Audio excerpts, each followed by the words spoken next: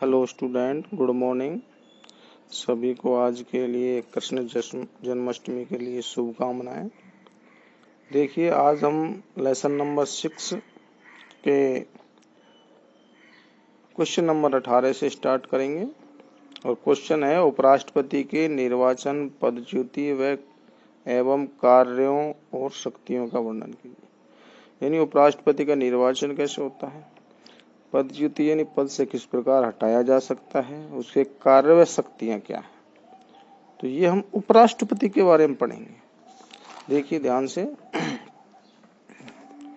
उपराष्ट्रपति का निर्वाचन भारतीय संविधान के 63वें अनुच्छेद में, कौन से अनुच्छेद में दे रखी है बात, 63, ध्यान रखें। भारतीय संविधान के 63वें अनुच्छेद में उपराष्ट्रपति के पद की व्यवस्था की गई है। हमारे भारतीय संविधान में उपराष्ट्रपति पद की व्यवस्था 63वें अनुच्छेद में की गई है। उपराष्ट्रपति का निर्वाचन संसद के दोनों सदनों की संयुक्त बैठक में होता है। उपराष्ट्रपति का निर्वाचन संसद के दोनों सदनों की संयुक्त बैठक में होता है। कहने का अर्थ है राज्यसभा और लोकसभा की संयुक्त बैठक। और यह निर्वाचन आनुपातिक प्रतिनिधित्व प्रणाली की एकल संक्रमणीय मत पद्धति से तथा गुप्त मतदान द्वारा होता है। वही राष्ट्रपति की तरह मतों का बंटवारा एकल संक्रमणीय क्रम से मत दिए जाते हैं। इस पद के उम्मीदवार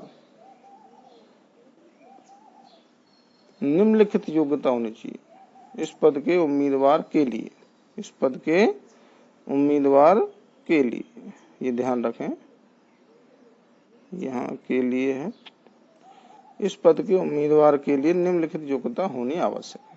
पहली योग्यता, वह भारत का नागरिक हो, उसकी आयु कम से कम कितनी हो, 35 वर्ष हो, उसमें वे सब योग्यताएं पाई जाएं जो संविधान द्वारा राज्यसभा के सदस्य के लिए निश्चित की गई। इसके अलावा राज्यसभा के सदस्यों में ये दोनों योग्यता तो हैं।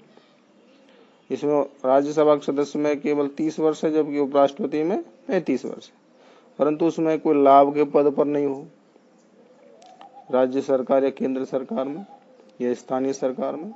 दूसरा है, न्यायालय द्वारा पागल दिवालिया घोषित नहीं किया गया। ये और योग्यताएं इसमें जुड़ जाती हैं। अब बात करते हैं पदच्युति, पद से हटाने की प्रक्रिया। उपराष्ट्रपति का कार्यकाल 5 वर्ष का होता है, किंतु वह स्वेच्छा से त्यागपत्र द्वारा इस अवधि से पूर्व भी अपना पद छोड़ सकता है। वैसे उपराष्ट्रपति कार्यकाल कितने वर्ष है, 5 वर्ष। यदि वह चाहे तो अपने इच्छा से भी पद को छोड़ सकता है। उपराष्ट्रपति अपना त्यागपत्र किसको देता है, राष्ट्रपति। यदि वो अपना पद छोड़ना चाहता है तो त्यागपत्र राष्ट्रपति को सौंपेगा। उसे राज्यसभा के कुल बहुमत द्वारा पास किए गए प्रस्ताव से, जिसे लोकसभा भी स्वीकार कर ले, पदच्युत किया जा सकता है।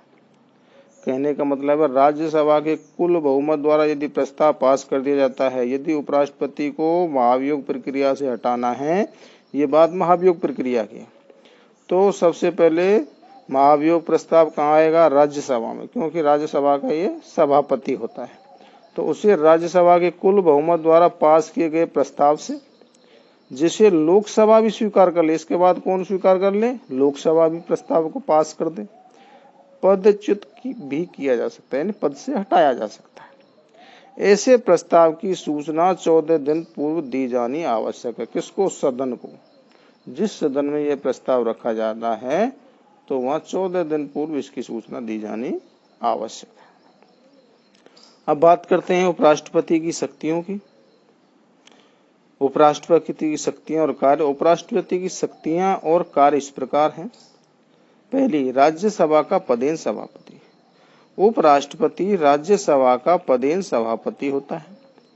चूंकि वह राज्यसभा का क्या नहीं होता है, सदस्य नहीं होता है। उपराष्ट्रपति राज्यसभा का सदस्य नहीं होता, पर क्या होता है, सभापति होता है।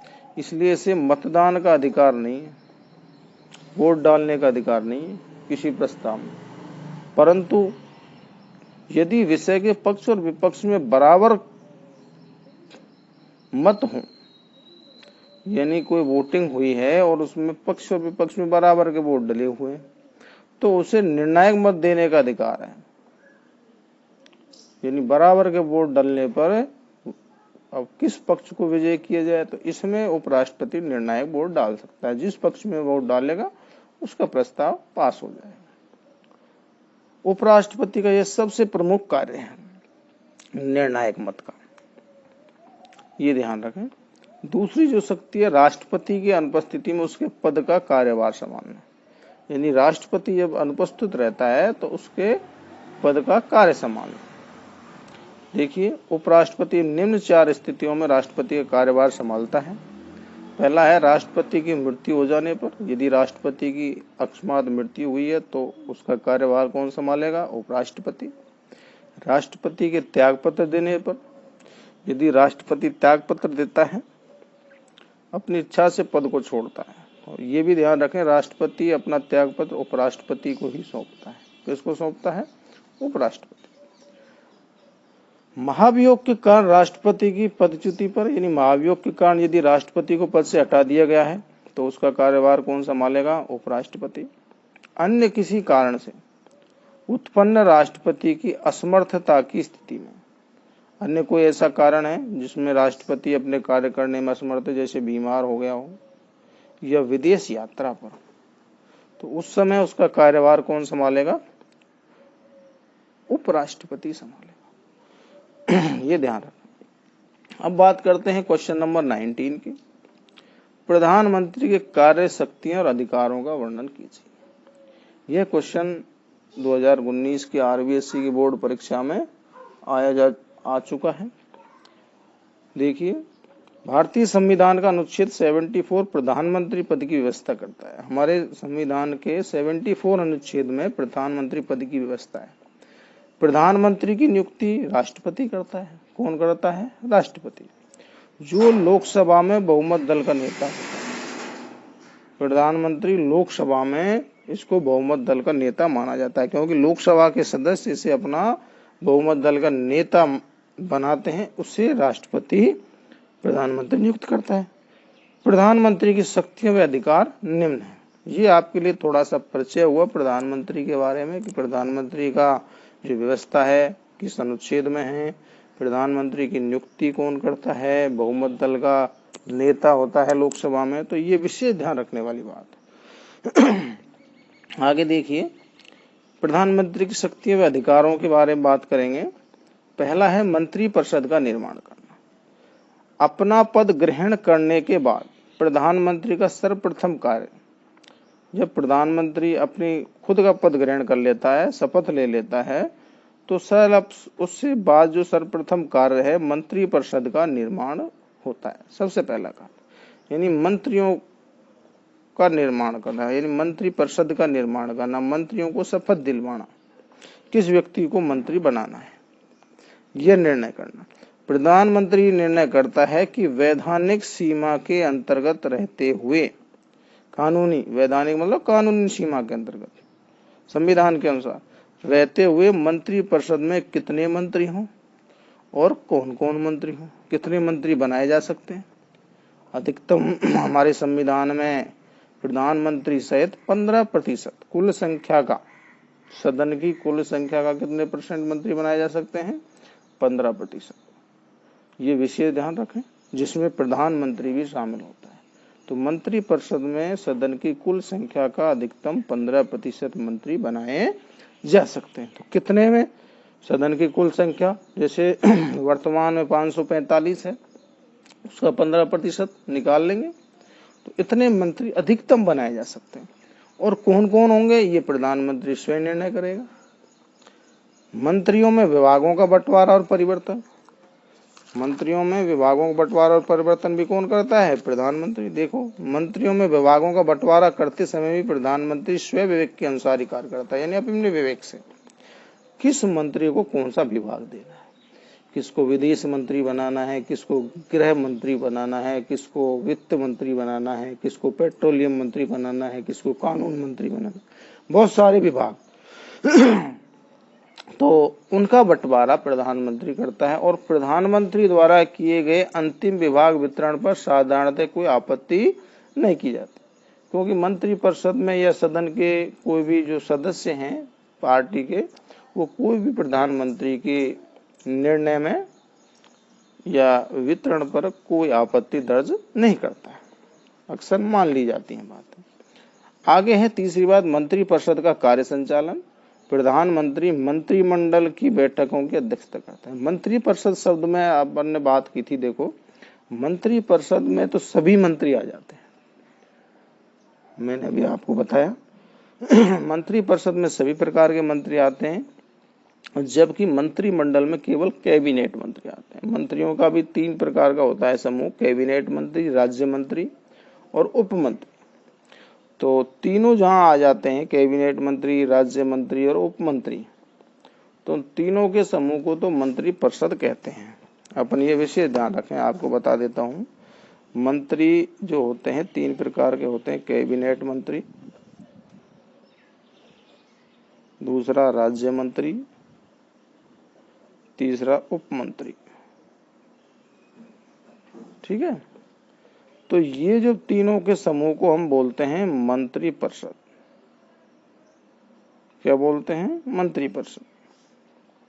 और यदि हम कैबिनेट मंत्री के समूह की बात करें, कैबिनेट मंत्रियों के समूह की बात करें, तो इसको बोलते हैं मंत्रिमंडल। क्या बोलते हैं? मंत्रिमंडल। ये ध्यान रखें, यदि मंत्रिमंडल शब्द आया है तो वो कैबिनेट मंत्रियों के लिए आया है। ये सबसे अधिक पावरफुल होते हैं, यानी एक तरीके से विभाग के मालिक होते हैं। जैसे गृह मंत्री है अमित शाह है, विदेश मंत्री है, या वित्त मंत्री है जैसे निर्मला सीतारमण, तो अपने विभाग के खुद मालिक होते हैं। राज्य मंत्री इनके सहायक होते हैं और उप मंत्री भी इनके सहायक होते हैं। ये दोनों ही सहायक होते हैं। इसमें स्वतंत्र प्रभार के भी होते हैं, इनको स्पष्ट भी बनाया जा सकता है किसी विभाग में राज्य मंत्री। पर अधिकांशतः प्रथम श्रेणी के मंत्री कैबिनेट, ये द्वितीय श्रेणी के होते हैं, ये तृतीय श्रेणी के होते हैं। ये ध्यान रखने वाली बात है। और इनके समूह को मंत्रिपरिषद कहा जाता है। तो ये विषय ध्यान रखें सभी विद्यार्थी। आगे देखिए, तो हम बात कर रहे थे मंत्रिपरिषद के कार्य संचालन में प्रधानमंत्री मंत्रिमंडल की बैठकों की अध्यक्षता करता है। मंत्रिमंडल कोई बैठक होती है तो उसकी अध्यक्षता करना, और मंत्रिमंडल की समस्त कार्रवाई का संचालन करता है, यानी अध्यक्षता करके उसका संचालन स्टार्टिंग में बताता है, बोलता है और निर्णय करता है। मंत्रिपरिषद की बैठक में उन्हीं विषयों पर विचार किया जाता है जिन्हें प्रधानमंत्री कार्यसूची एजेंडा में रखें। यानी एक टारगेट बनाया जाता है कि हमें किन विषयों पर बात करनी है, किन विषयों के ऊपर निर्णय लेना है। तो मंत्रिमंडल में उन्हीं विषयों पर विचार विमर्श किया जाता है। चौथी जो शक्ति है, शासन के विभिन्न विभागों में समन्वय। जो विभाग हैं विभिन्न, जो मैंने अभी बताया, गृह मंत्री, वित्त मंत्री, ये जितने भी विभाग हैं इन सब में आपस में तालमेल बनाए रखना, समन्वय बनाए रखना।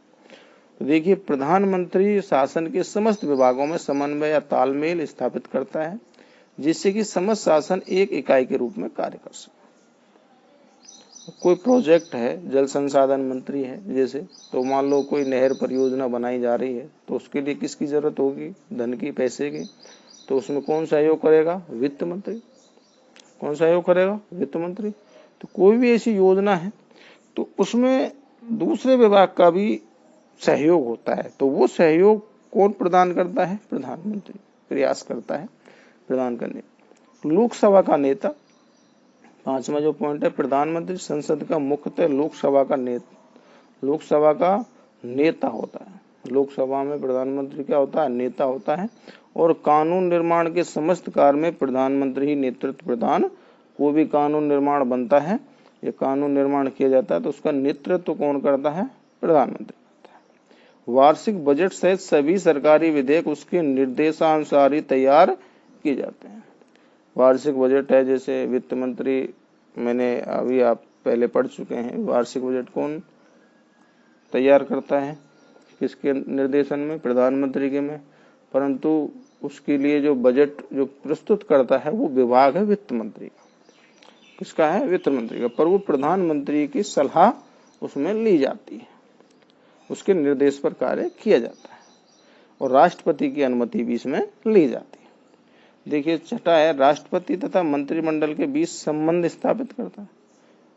सार्वजनिक महत्व के मामलों पर राष्ट्र के प्रधान राष्ट्र के प्रधान से मतलब है राष्ट्रपति से केवल प्रधानमंत्री के माध्यम से ही संपर्क स्थापित किया जा सकता है। डायरेक्ट पूरा मंत्री परिषद या मंत्रिमंडल राष्ट्रपति से थोड़ी मिलता है। अधिकतर कौन मिलता है? प्रधानमंत्री। तो मंत्री परिषद या मंत्रिमंडल की जो बातें हैं, वो जो बातें राष्ट्रपति तक कौन पहुंचाता है? प्रधानमंत्री। वही राष्ट्रपति को मंत्रिमंडल के निर्णय से परिचित कराता है, मंत्रिमंडल का क्या निर्णय है, और वही राष्ट्रपति के परामर्श को मंत्रिमंडल तक पहुंचाता है। और राष्ट्रपति उस निर्णय के ऊपर प्रधानमंत्री को क्या सलाह देता है मंत्रिमंडल के लिए, तो वो सलाह वो प्रधानमंत्री के जरिए मंत्रिमंडल को पहुंचाता है। विभिन्न पद प्रदान करना। संविधान द्वारा राष्ट्रपति को जिन उच्च पदाधिकारियों की नियुक्ति का अधिकार दिया गया है, व्यवहार में उनकी नियुक्ति स्वविवेक से नहीं वरन प्रधानमंत्री के परामर्श से ही करता है। अधिकांशतः राष्ट्रपति, अपन ने पढ़ा था कि राष्ट्रपति विधिक कार्यपालिका का क्या है? विधिक प्रधान है, कानूनी रूप से प्रधान है, जबकि जो वास्तविक प्रधान है वो कौन है? प्रधानमंत्री। ये हमने पढ़ा था। तो वास्तविक प्रधान होने के नाते प्रधानमंत्री जिस भी पद पर राष्ट्रपति को नियुक्ति करता है, अधिकांश तक किसका परामर्श लेता है? वो प्रधानमंत्री का। और प्रधानमंत्री अपने मंत्रिमंडल में ये विचार विमर्श करके प्रधानमंत्री राष्ट्रपति को बताता है कि किस व्यक्ति को किस पद पर नियुक्त किया जाना चाहिए। ये विषय ध्यान रखने वाली बात है। तो आज के लिए इतना ही। सभी विद्यार्थी, यहाँ तक किसी भी विद्यार्थी को कोई भी समस्या आई हो तो वो कमेंट में जाके जरूर पूछें। थैंक यू, धन्यवाद।